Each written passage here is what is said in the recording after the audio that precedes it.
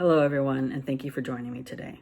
My name is Daniel Hernandez, and today I'm going to discuss the Convention on the Rights of Persons with Disabilities and how here in America we still have not ratified the treaty years after it was introduced.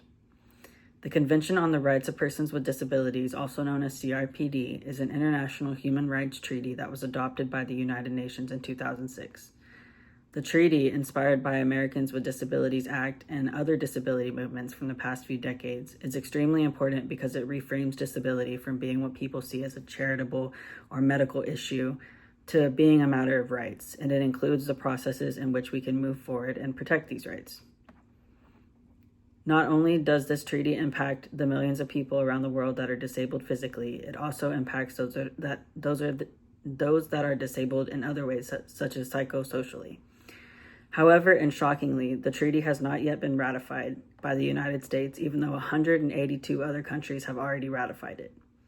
There does not seem to be any solid reason why this treaty has yet been ratified by the U.S. Senate, other than political conflict, which is simply quite unfortunate, because of the potential that this treaty has to transform the lives of millions of people who live with the stigma of being disabled. When it comes for the solutions for this issue, to me, I would say it all boils down to education.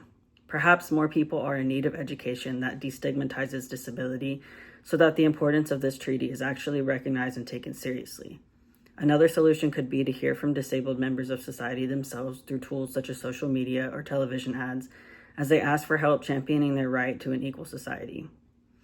There are many disability advocates that support the treaty. My call for action is that more people need to listen and learn from them so that the significance of the treaty is truly understood. We also need to be contacting the U.S. Senate so that they can understand how urgent it is to finally ratify the treaty after all of these years. After all, the fate of millions lies in the hands of their decisions. Thank you for listening, and together I hope we can make change.